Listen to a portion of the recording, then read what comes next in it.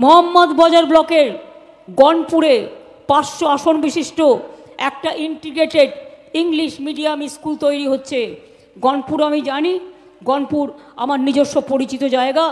ছোটবেলায় আমি বেড়াতে গিয়েছিলাম, আমার মনেও আছে। জলস্বপ্ন প্রকল্প মনে রাখবেন, 75% খরচ কিন্তু রাজ্য সরকারের। আর বিজেপির লজ্জা করে না, ঘুম থেকে উঠে দেখবেন সব চ্যানেলে মোদি বাবুর ছবি। আমি বলি মোদি বাবু না, প্রচার বাবু। ঘুম থেকে উঠে দেখবেন প্রচার বাবু, টিভিতে দেখবেন প্রচার বাবু, সোশ্যাল মিডিয়াতে দেখবেন প্রচার বাবু। চাল যেখানে দিচ্ছে, আমাদের এখানে দিচ্ছে না, সেখানেও দেখবেন প্রচার বাবুর ছবি আর বিজেপির লোগো। ঘুমোতে গেলেও প্রচার বাবুর মুখ দর্শন করে ঘুম থেকে ঘুমোতে হবে। আর সকালবেলা ঘুম থেকে উঠতে গেলেও মা দুর্গাকে নমস্কার করবেন না, আল্লাহ তাআলার কাছে দোয়া চাইবেন না, প্রচার বাবুর কাছে নমস্কার করে আপনাকে ঘুম থেকে উঠতে হবে। তিনি নাকি সেরা সেরা। আজকে ভারতবর্ষের গণতন্ত্রটাকে জেলখানাতে ভরে দিয়ে সারা পৃথিবীর কাছে ভারতবর্ষের গণতন্ত্র আজ এক লজ্জাজনক জায়গায় দাঁড়িয়ে আছে, যার জন্য আমরাও খুবই দুঃখিত। রামপুরহাট স্বাস্থ্য জেলা, Rampurhat medical college, Shantiniketan medical college, Birbhum Vivekananda homeopathy medical college হাসপাতাল, super speciality hospital, Suri Bolpur Rampurhat, Biswa Bangla বিশ্ববিদ্যালয়, পাথর চাপড়িতে 10 কোটি টাকা ব্যয় করে ইংলিশ মিডিয়াম মাদ্রাসা, 165 কোটি টাকা দিয়ে অজয় নদীর ওপর সেতু, 115 কোটি টাকা দিয়ে পানাগড় ইলামবাজার রাস্তায় অজয় নদীর উপর আরেকটা সেতু, 439 কোটি টাকা খরচ করে কোটি কান্দি মাস্টার প্ল্যান অনেক করা হয়েছে। বাকি কিছু আছে? একতারা সুরে রাঙাবিধান থেকে হেতমপুর রাজবাড়ি, মামা ভাগ্নে পাহাড়, বক্রেশ্বর সতীপীঠ, নন্দিকেশ্বরী সেতুপীঠ, ফুল্লুরা সতীপীঠ, কঙ্কালীতলা সতীপীঠ, মাদলের তালে রাঙাবিতান থেকে শুরু করে তারাপীঠ মন্দির, নলাটেশ্বরী মন্দির, সতীপীঠ, অকালীপুর কালীবাড়ি, ঘোষগ্রাম, বীরচন্দ্রপুর, কালেশ্বর শিব মন্দির সবটাই করা হয়েছে। এগুলো আমার বলা উচিত ছিল বিধানসভা ইলেকশনের আগে, যে আমরা কি করেছি। এবার আমার পালার বলার, যারা ইলেকশনে ভোট চাইছেন তারা কি করেছেন। আমি বীরভূমের মানুষের কাছে কৃতজ্ঞ যে আপনারা বরাবরই এই দুটো সিটে আমাদের জিতিয়েছেন। কিন্তু মনে রাখবেন, এর প্রতিদান আমাদের এমপিরা দিয়েছে। প্রতিদিন বিজেপি তাদের মেরেছে লোকসভায়, প্রতিদিন তাদের উপর আক্রমণ করেছে, প্রতিদিন অত্যাচার করেছে, কিন্তু তারা মানুষের কথা বলতে গিয়ে কোনো দিন পালিয়ে আসেনি, কোনো দিন তারা মাথা নত করেনি। শতাব্দী রায়কেও অনেক হুমকি দেওয়া হয়েছে, অসিত মালকেও অনেক হুমকি দেওয়া হয়েছে। এই যে চাদুর বাড়িতে হঠাৎ করে চলে গেল কেন? কথা একটাই, চাদু আমাকে বলুক বা না বলুক, আমি তো বুঝি। বলেছে তৃণমূলটা করবে না, বসে যাও। কবে কাজলকে গিয়ে বলবে তৃণমূলটা করবে না, বসে যাও? কবে রানাকে গিয়ে বলবে তৃণমূলটা করবে না, বসে যাও? এসব খেলা চলছে, এসব খেলা চলছে, ভয় দেখানোর খেলা চলছে, এনআরসির খেলা চলছে, ক্যার খেলা চলছে, ইউনিফর্ম সিভিল কোডের খেলা চলছে। বিজেপির এমপিরা বলছে 100 দিনের কাজের টাকা দেব না, বাংলার বাড়ি করতে দেব না, রাস্তা করতে দেব না। ওরা নাকি সবার অধিকার এবার কেড়ে নেবে, নাগরিকার সব অধিকার নাগরিকের কেড়ে নেবে। 1 ইলেকশন 1 পার্টি, 1 গভর্নমেন্ট 1 লিডার, 1 কি আর বলবো, একটাই জামা কাপড় পরতে হবে, প্রচার বাবু যা বলে দেবেন। একটাই খাবার খেতে হবে, প্রচার বাবু যা বলে দেবে। ধর্মের অধিকার আপনাদের থাকবে না, অস্তিত্ব, তপশিলীদের কোনো অস্তিত্ব থাকবে না, আদিবাসীদের অস্তিত্ব থাকবে না, মতুয়াদের অস্তিত্ব থাকবে না, চাইদের অস্তিত্ব থাকবে না, আদিবাসীদের অস্তিত্ব থাকবে না, সংখ্যালঘুদের অস্তিত্ব থাকবে না। আর হিন্দু ভাবছেন আমাদের অস্তিত্ব থাকবে? তোরাই থাকবে। এরা আমাদের হিন্দুত্ব বিশ্বাস করে না। আমরা যে মা তারার দেশের লোক, আমরা যে কঙ্কালী তারার দেশের লোক, আমরা যে কালী মন্দিরের দেশের লোক, আমরা যে রামকৃষ্ণ পরমহংসদেবের হিন্দুত্ব বিশ্বাস করি, আমরা বামাখাপার হিন্দুত্ব বিশ্বাস করি, আমরা, আপনাদের মনে পড়ে না স্বামী বিবেকানন্দের কথা? আমরা সেই হিন্দুত্ব বিশ্বাস করি যেখানে একই সাথে হিন্দুও বিরাজ করে, মুসলমানও বিরাজ করে, সংখ্যালঘুও বিরাজ করে, আদিবাসীরা তাদের জাহের থানে যায়, তাদের মাঝি থানে যায়, তপশিলি বন্ধুরা তাদের মতো করে তাদের ধর্মচর্চা করে, হিন্দুরা তাদের মতো করে ধর্মচর্চা করে। ভুলে গেছেন? আগে সে কি বলতো? মমতা দি তো দুর্গা পূজা নেই করনে দেতা। বলেছিল কি বলেনি? মা বোনেরা বলেছিল কি বলেনি? ভুলে গেছেন? তো আমি এত চিৎকার করছি, রোদ্দুরে রোদ্দুরে ঘুরছি, আপনারা উত্তর দেবেন না? যদি বলেন না বলেনি, আমি তাতে আপত্তি করব না, আপনার অধিকার। যেটা সত্যি আপনার মনে হবে আপনি সেটা বলবেন। মমতা ব্যানার্জি দুর্গা পূজা নেই করনে দেতা বলেছিল কি বলেনি? সরস্বতী পূজা নেই করনে দেতা বলেছিল কি বলেনি? আজও রোজ এসে বলছে বাংলায় নাকি মা বোনেদের সম্মানহানি হচ্ছে। আমি বলি উত্তরপ্রদেশে কি হচ্ছে? আগে নিজের দিকে তাকিয়ে দেখাও। বাংলার মা বোনেরা সম্মানিত, তারা ঘরের লক্ষ্মী, তারা মাদার, তারা আম্মা, তারা বিদ্যাবতী, তারা সতী, তারা সাবিত্রী, তারা অরুন্ধতী, তারা লক্ষ্মী, তারা সরস্বতী, তারা মাদার, তারা আম্মা, তারা ঘরও চালায়, তারা দেশও চালায়। আপনারা তো মেয়েদের পছন্দই করেন না। তা না হলে আজ পর্যন্ত কোনো মহিলাদের কোনো সম্মানীয় জায়গায় দিয়েছেন? দেননি। রাষ্ট্রপতি পদটা তো আমাদের সবার জন্য, আমরা সবাই মিলেই দিয়েছি। তাও বিজেপির লোক ছাড়া দেন না। বিজেপি করলে সাতকুল মাপ, আর অন্যদের বেলায় বন্ধ ঝাপ। আপনারা কি ভাবছেন যে বিভাজনের রাজনীতি বিজেপি করছে, যে মিথ্যে কথা বলার রাজনীতি বিজেপি করছে, আপনারা কি বিশ্বাস করেন না? এই বিজেপি আজকে সিপিএম আর কংগ্রেসের হাত ধরেছে কেন? ওরা চায় সংখ্যালঘু ভোটটা কংগ্রেস আর সিপিএম নিয়ে নিক, যাতে তৃণমূল জিততে না পারে। আর তৃণমূল ছাড়া ওরা কাউকে ভয় পায় না। আর বাংলায় জেনে রাখবেন, আমাদের সাথে সিপিএমের কোনো সম্পর্ক নেই। 34 বছরের অত্যাচার আমরা দেখেছি। আর কংগ্রেস বাংলায় যেভাবে আমাদের রোজ গালি দেয়, বিজেপির বন্ধু হয়ে বাংলায় কোনো সম্পর্ক নেই। হ্যাঁ, যদি বলেন দিল্লিতে আপনারা জিতে কি করবেন? ইন্ডিয়া জোটকে ক্ষমতায় আমরাই নিয়ে আসবো, জেনে রাখবেন। কিন্তু বাংলায় লড়াইটা তৃণমূল কংগ্রেসের। বাংলায় তৃণমূল কংগ্রেস যত বেশি সিট পাবে, তত বেশি বিজেপির বিরুদ্ধে আমাদের লড়াইটা জোরদার হবে।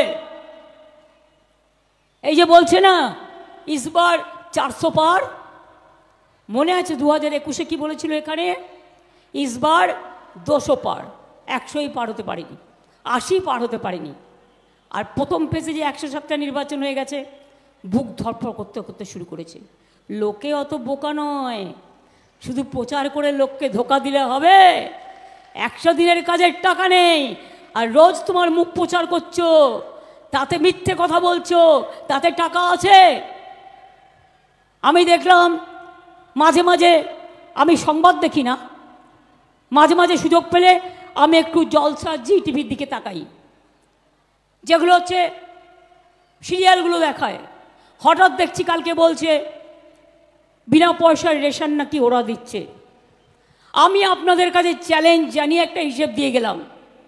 কোভিডের সময় কিছুদিন দিয়েছিল, তারপরে আবার বন্ধ করে দিয়েছিল। ইলেকশনের আগে 6 মাসের জন্য এই প্রকল্প চালু করেছে। কিন্তু বাংলায় জানেন আমাদের কত হাজার টাকা দিতে হয় বিনা পয়সায় রেশন দেওয়ার জন্য?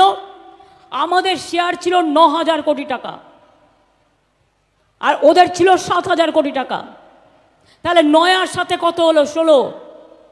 কিন্তু 2 বছর ধরে 12,000 কোটি টাকা আমাদের দেয়নি। তার মানে 30,000 কোটি টাকা আমরা দিই, রেশন তুমি দাও না। তুমি মিথ্যে কথা বলছো। মিথ্যেবাদীর দল, মিথ্যে কথার দল।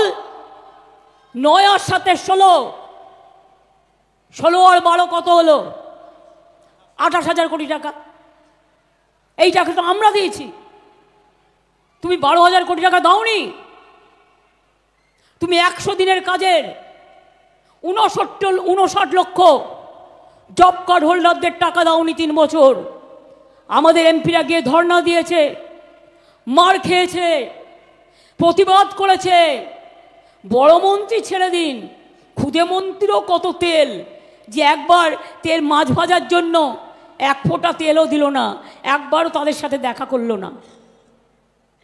কিন্তু আমরা কথা দিয়েছিলাম, ওরা না দিলে আমরা দেব, দিয়ে দিয়েছি। 100 দিনের কাজে যারা টাকা পায়নি, 59 লক্ষ শ্রমিক, তাদের টাকা আমরা দিয়েছি কি দিইনি? Yes or no? পেয়েছেন কি পাননি? আগামী দিনও জেনে রাখবেন, 100 দিনের কাজ যেটা বলতো দিত 30 দিন। আমরা আগের বারেও জব কার্ড হোল্ডারদের 45 দিনের কাজ করে দিয়েছি। এবার আমরা একটা নতুন পরিকল্পনা চালু করেছি, সেটা হচ্ছে কর্মশ্রী। 50 দিনের গ্যারেন্টি জব কার্ড হোল্ডারদের জন্য। দরকার নেই দিল্লির কাছে ভিক্ষা, রাজ্য সরকার টাকা দেবে আপনাদের, আপনারা কাজ করবেন, সময় মতো টাকা পাবেন। 50 দিনের জায়গায় যদি কেউ 60 দিন করতে পারেন করবেন, আমরা টাকা দেবো। আমরা পরিকল্পনা করে দিয়েছি। 11 লক্ষ বাড়ি, আগে আমরা 43 লক্ষ বাড়ি তৈরি করেছি। আমরাও হাজার হাজার কোটি টাকা দিয়েছি, তোমাদের একা টাকা নয়। তোমরা টাকাটা এখান থেকে তুলে নিয়ে যাও, আমাদের ভাগেরটা আমাদের দিতে চাও না। 6,84,000 কোটি টাকা। এখন একটাই ট্যাক্স, জিএসটি ট্যাক্স। রাজ্য কোনো ট্যাক্স তুলতে পারে না। আমরা ভেবেছিলাম ভালো হবে, কি দেখলাম এই 5 বছরে আমাদের এখান থেকে তুলে নিয়ে গেল দিল্লি 6,84,000 কোটি টাকা, আর আমরা এখনো পেলাম না 1,64,000 কোটি টাকা। আমাদের টাকা আমাদের দেওয়া হলো না। তা সত্ত্বেও 100 দিনের কাজের টাকা আমরা দিয়েছি। বাড়ির টাকা 3 বছর ধরে দিচ্ছে না, বলছে দুর্নীতি হয়েছে। দেখাও। আমি তো বলেছি, তোমরা 350 টিম পাঠিয়েছো, যা যা ক্ল্যারিফিকেশান চেয়েছো হয়ে গেছে। আমি নিজে প্রধানমন্ত্রীর সাথে 3 বার মিটিং করেছি গরিব লোকেদের জন্য। তিনি বললেন, आपका सरकार का साथ हमारा सरकार बैठेंगे, हमारा ऑफिसर लोग बैठ के तैयार करेंगे। 3 বার মিটিং হলো, কিছু পেলো না। সেই 11 লক্ষ লিস্ট যেটা তৈরি হয়ে পড়ে আছে গরিব মানুষের বাসার, আজ পর্যন্ত হয়নি। আমি আপনাদের কথা দিচ্ছি, আমরা ওদের ভিক্ষে চাই না। ডিসেম্বর মাসে প্রথম কিস্তি বাংলার বাড়ির 11 লক্ষ লোক পাবেন, এবং দ্বিতীয় কিস্তি, প্রথম কিস্তি খরচ হয়ে গেলে দ্বিতীয় কিস্তির টাকা আপনারা পাবেন।